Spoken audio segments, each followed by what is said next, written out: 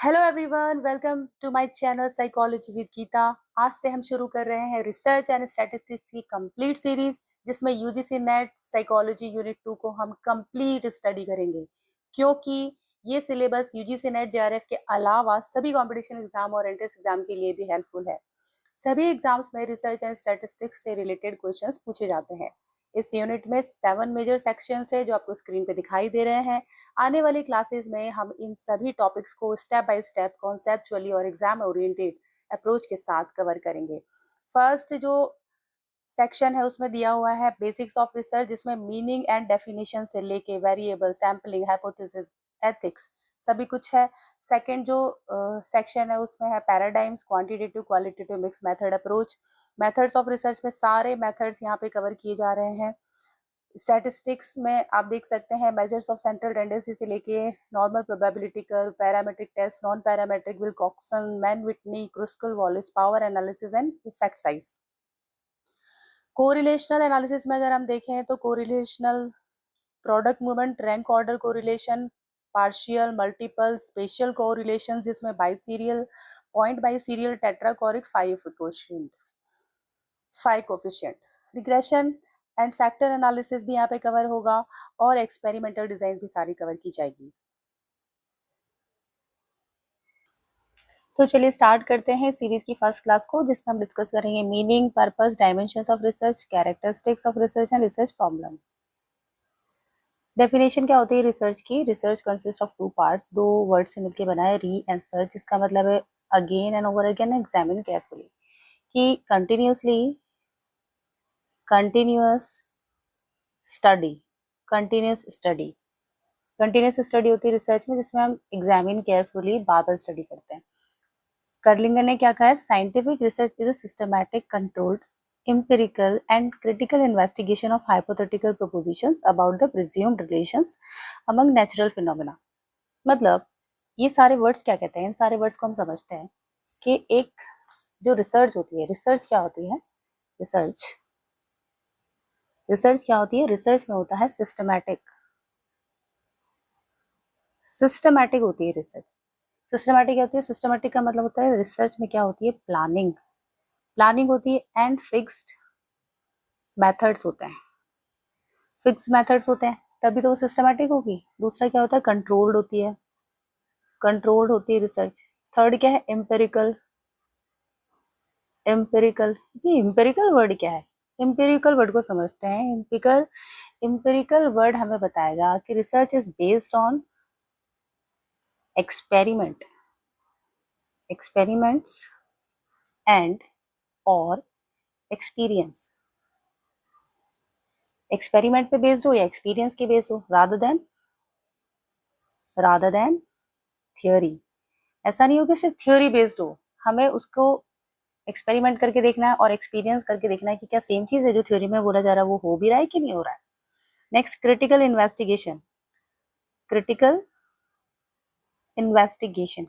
Investigation क्या है? कि जब हम क्रिटिकल इन्वेस्टिगेशन की बात करते हैं तो हम वीकनेसेस पे भी फोकस करते हैं और जो उसको डीप इंफॉर्मेशन पे भी फोकस करते हैं। तो यहाँ पे हम लिखेंगे कि टू स्टडी क्रिटिकल इन्वेस्टिगेशन में हम क्या करते हैं? To study weak parts. कमजोरियां कौन कौन सी रह गई हैं, उन कमजोरियों पे भी फोकस किया जाएगा। क्रिटिकल इन्वेस्टिगेशन तभी तो होगी। और यहाँ पे हम फोकस करेंगे टू गेन डीप इंफॉर्मेशन भी गेन करने की यहाँ पे कोशिश की जाएगी, रादर देन गैसिंग नहीं। अगर गैसिंग करेंगे तो हमें साइंटिफिक रिजल्ट्स नहीं मिल पाएंगे, है ना। हम अंदाजे से नहीं बोल सकते कि ऐसा होता है या वैसा होता है, उसके लिए हमें प्रॉपर स्टडी करना जरूरी है।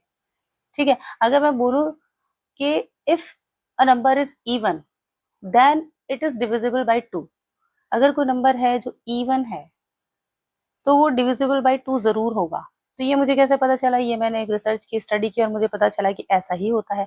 अब वो स्टडी चाहे मैं करूँ चाहे कोई और करे, सबको सेम रिजल्ट्स मिलेंगे, है ना। तो गैसिंग नहीं है ना। गैसिंग में क्या होगा? मैंने तो बोल दिया ये बात तो मेरे लिए तो सही है, बट जब कोई और इसको स्टडी करने जाएगा, एक्चुअली जब स्टडी करने जाएगा तो उसके रिजल्ट्स आ जाएंगे गलत, वो डिविजिबल बाय 2 नहीं रहेगा।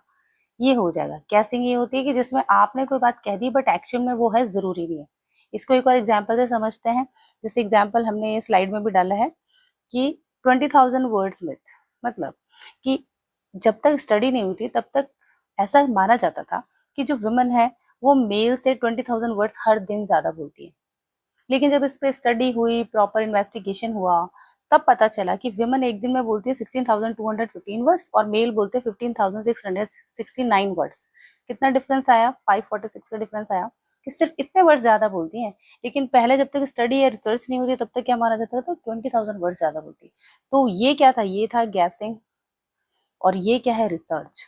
प्रॉपर स्टडी पे, साइंटिफिक स्टडी पे पता चला, जब माइक्स लगाए गए, जब ट्रैक किया गया, रिकॉर्ड किया गया, तो पता चला कि ओनली 546 वर्ड ज्यादा बोलती है, बहुत ज्यादा वर्ड नहीं बोलती। मतलब मेजर डिफरेंस नहीं है, थोड़ा बहुत डिफरेंस है। किससे पता चला?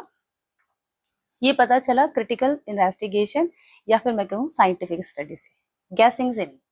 दूसरा वर्ड है hypothetical. Hypothetical prepositions. Hypothetical prepositions मतलब लॉजिक। जब हम हाइपोथेटिकल की बात करते हैं, प्रिपोजिशंस की बात करते हैं, हम वहाँ बात करें लॉजिक की।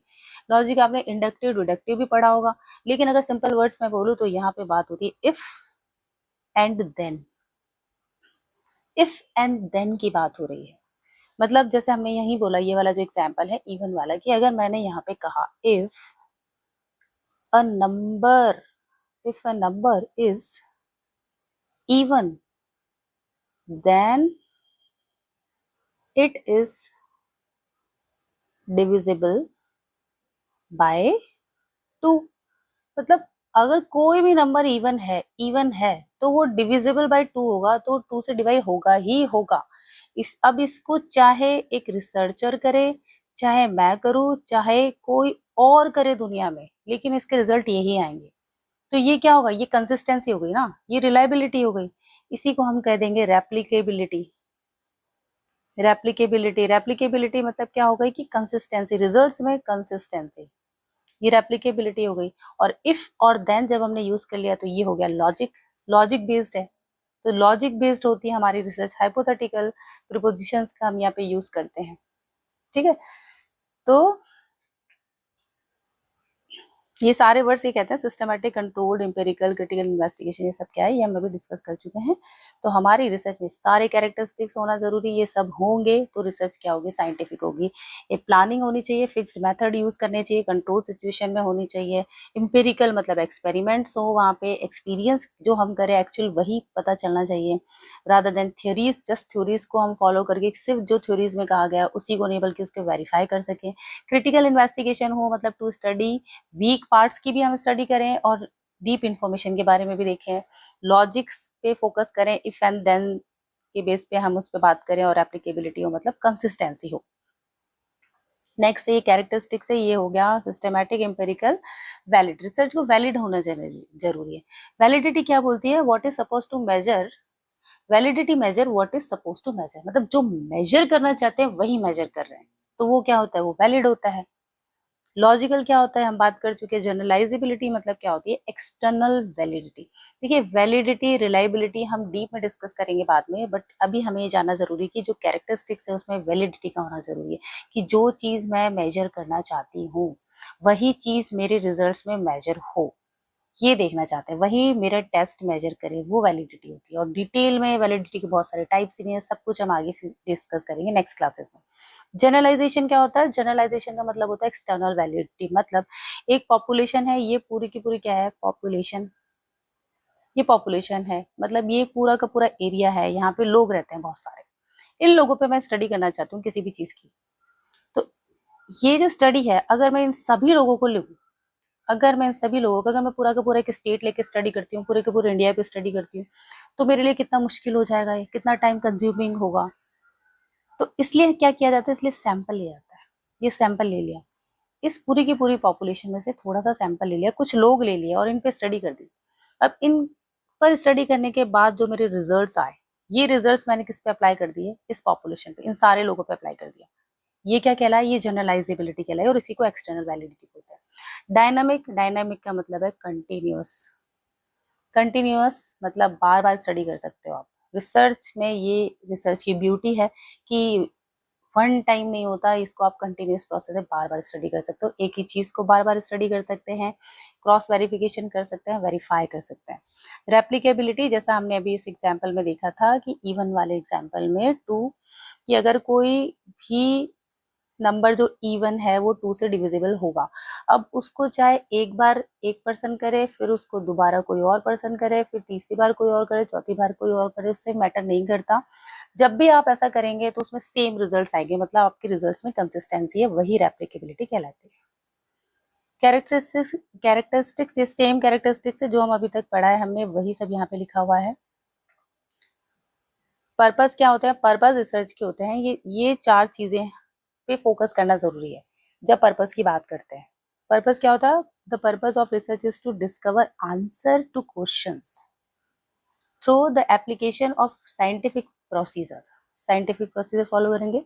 The main aim of research is to find out the truth which is hidden, which has not been discovered yet, जो ढूंढा नहीं गया है, जो छुपा हुआ है, उसको ढूंढ के निकालना, ये पर्पस है। क्वेश्चन का आंसर ढूंढ के निकालना बट साइंटिफिक तरीके से, ये हमारे रिसर्च का पर्पस है। तो जो 4 गोल्स है, मेन गोल्स है, वो क्या है, डिस्क्रिप्शन, कि डिस्क्राइब करना। डिस्क्रिप्शन किसका, प्रॉब्लम का ही डिस्क्रिप्शन, प्रॉब्लम को डिस्क्राइब करने की, हमारी प्रॉब्लम क्या है, जो जिस पे हम स्टडी करना चाहते हैं वो प्रॉब्लम एक्चुअली है क्या, उसको डिस्क्राइब करना। फिर explanation, why is it happening, कि जो ये प्रॉब्लम हो रही है तो वो क्यों हो रही है, व्हाई का आंसर ढूंढ के निकालना। देन ये जो प्रॉब्लम हो रही है, क्यों हो रही है, हमें पता चल गया क्या प्रॉब्लम है, ये पता चल गया, क्यों हो रही है पता चल गया। अब क्या ये समस्या फ्यूचर में भी होगी, फ्यूचर में भी ये सेम समस्या रिपीट होगी कि नहीं होगी, अगर होगी तो क्या उसे कंट्रोल किया जा सकता है, ये पर्पस है रिसर्च का। कि जो बिहेवियर, एक तो जो बिहेवियर आज कोई बच्चा किड जो बिहेवियर शो कर रहा है, कोई एडल्ट पर्सन जो बिहेवियर शो कर रहा है, वो बिहेवियर है क्या, उसको डिफाइन करना। फिर उस बिहेवियर को क्यों हो रहा है, वाई का आंसर ढूंढना।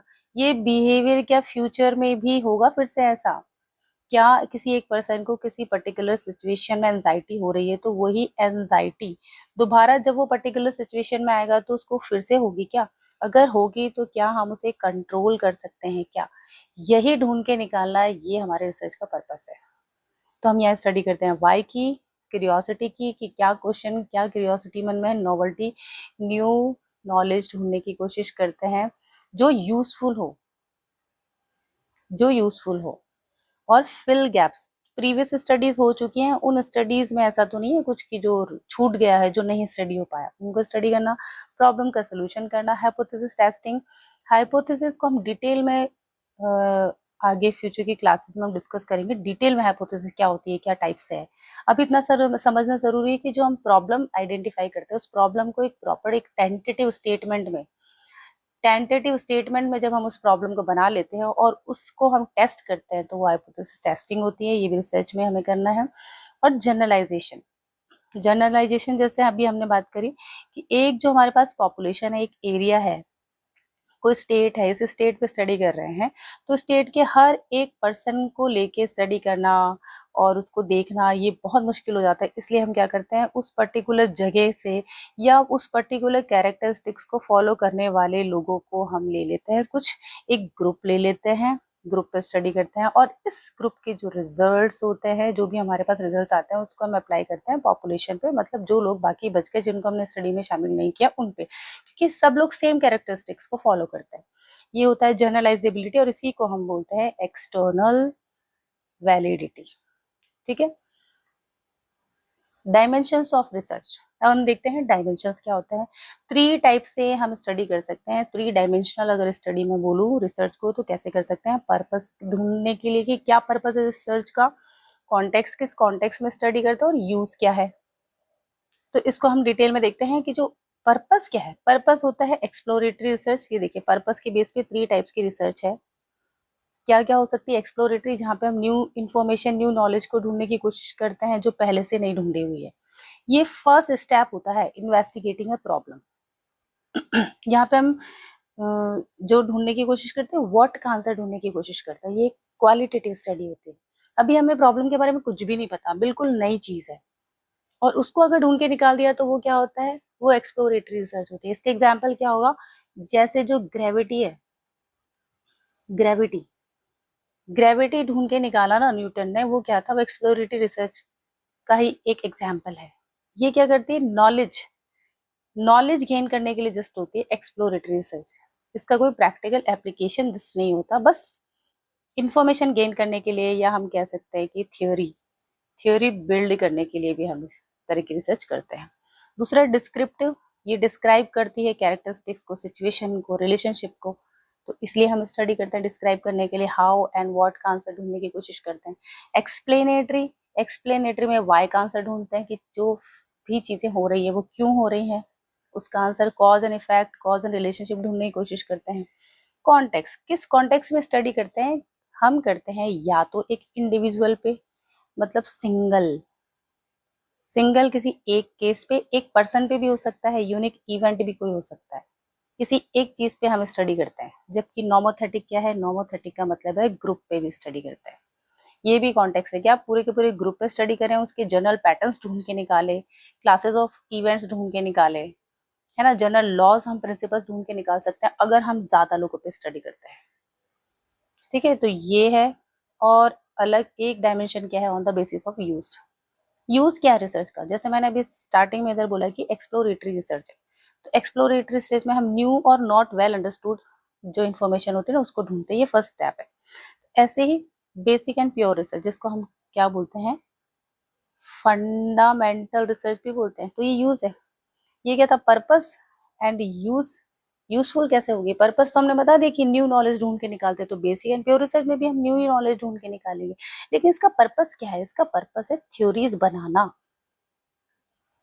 थ्योरीज थ्योरी बिल्ड करना, इंफॉर्मेशन गेन करना, बस कि हम सोसाइटी को कुछ, या हम वर्ड को, या हम बस एक नॉलेज ले सके कि चीजें क्यों होती है, बस ये हम पता कर सके। इसके लिए बेसिक एंड प्योर रिसर्च करते हैं। इसका कोई इमीडिएट और प्रैक्टिकल एप्लीकेशन जैसा कुछ नहीं होता है, बस नॉलेज ढूंढ के निकालना होता है चीजों को समझने के लिए, बस साइकोलॉजिकल थ्योरीज बनाने के लिए हम इसका यूज करते हैं। अप्लाइड रिसर्च, अप्लाइड में क्या होता है, ये रियल लाइफ प्रैक्टिकल प्रॉब्लम जो क्या होती है, जो होती है ब्रॉड लेवल पे, बड़े लेवल की जो प्रॉब्लम्स होती है ना, उनके सोल्यूशन के लिए अप्लाइड रिसर्च की जाती है, अप्लाई किया जाता है। यहाँ पे जो हमें इन्फॉर्मेशन नॉलेज मिली ना, यहाँ की इन्फॉर्मेशन को, नॉलेज को, जो पहले जैसे हमारे पास इन्फॉर्मेशन थी, अब हम उसको यहाँ अप्लाई करने का सोच सकते हैं, वो भी ब्रॉड लेवल पे, जिससे scientific knowledge improve human wellbeing. जैसे अगर मैं बात करूँ कोविड वैक्सीन की, अगर मैं बात करूँ, तो कोविड वैक्सीन का जो उस टाइम पे जो वैक्सीन बनाई थी, वो अप्लाइड रिसर्च के अंडर आ सकता है। ब्रॉड लेवल पे उन्होंने वैक्सीनेशन किया था और वैक्सीन बनाई थी, ये रियल वर्ल्ड की प्रॉब्लम को सोल्यूशन करने के लिए एक ब्रॉड लेवल पे रिसर्च की गई थी, उसको फिर अप्लाई भी किया गया था, इसलिए वो अप्लाइड रिसर्च है। इसी के साथ आप नीचे देखें तो ये है एक्शन रिसर्च। एक्शन रिसर्च भी सेम अप्लाइड रिसर्च जैसे ही है, अप्लाइड रिसर्च का ही पार्ट मान लीजिए, लेकिन वो क्या होती है, प्रैक्टिकल सोल्यूशन यहाँ पे भी होते हैं, लेकिन क्या होता है, छोटे लेवल पे। किसी ऑर्गेनाइजेशन में कोई प्रॉब्लम आ गई उसको सॉल्व करने के लिए, किसी इंडस्ट्री में कोई प्रॉब्लम आ गई उसको सॉल्व करने के लिए, किसी एजुकेशन सेटिंग में, स्कूल में कोई प्रॉब्लम आ गई इमीडिएट, उसको सॉल्व करने के लिए, डिसीजन मेकिंग के लिए, परफॉर्मेंस अच्छा करने के लिए, ये वाली प्रॉब्लम की जाती है, एक्शन रिसर्च की जाती है। जो चार इसके स्टेप्स होते हैं, प्लान, सेकंड होता है एक्ट, थर्ड होता है ऑब्जर्व, एंड फोर्थ होता है रिफ्लेक्ट। ये इसका क्या होता है, ये प्रोसेस भी होता है कि सबसे पहले प्लान बनाइए, फिर उसको एक्शन में एक्ट कीजिए, एक्ट करने के बाद, अप्लाई करने के बाद ऑब्जर्व कीजिए क्या आ रहा है, और फिर रिफ्लेक्ट, फिर ये देखना कि वो एक्चुअली सब काम कर रहा है कि नहीं कर रहा है। तो ये इस तरह से एक्शन रिसर्च भी की जाती है। और एक जो यूज है रिसर्च करने का, वो लास्ट हमारे ये है कि प्रॉब्लम ओरिएंटेड रिसर्च, मतलब आइडेंटिफाई करना, अंडरस्टैंड करना, एनालाइज करना किसको स्पेसिफिक प्रॉब्लम को, कि प्रॉब्लम एक्चुअली है भी कि नहीं है, और है तो क्या है, प्रॉब्लम के नेचर को समझना, कॉजेज ऑफ प्रॉब्लम समझना बिफोर सोल्यूशन आर डेवलप्ड। तो ये है। अब यही जो प्रॉब्लम की हम बात कर रहे हैं, तो रिसर्च प्रॉब्लम है क्या, रिसर्च प्रॉब्लम क्या होती है, research problem refers to difficulty, issue और questions that researchable encounter in a theoretical practical situation and seeks to find a solution through systematic investigation. तो ऐसी कोई डिफिकल्टी इशू हो सकता है, एक कोई क्वेश्चन हो सकता है जो प्रॉब्लम क्रिएट कर रहा हो या अनकंफर्टेबल सिचुएशन दे रहा हो, तो उसके सोल्यूशन के लिए एक प्रॉब्लम का आइडेंटिफाई की जाती है, उसके सोल्यूशन के लिए प्रॉब्लम बनाई जाती है। प्रॉब्लम क्या होती है? इंडिविजुअल और ग्रुप एक्सपीरियंस करे कोई प्रॉब्लम, क्लियर ऑब्जेक्टिव्स उसके बनाए जाए। प्रॉब्लम बनाने से पहले क्लियर ऑब्जेक्टिव देख लो कि क्या क्या हम करना चाहते हैं इसमें।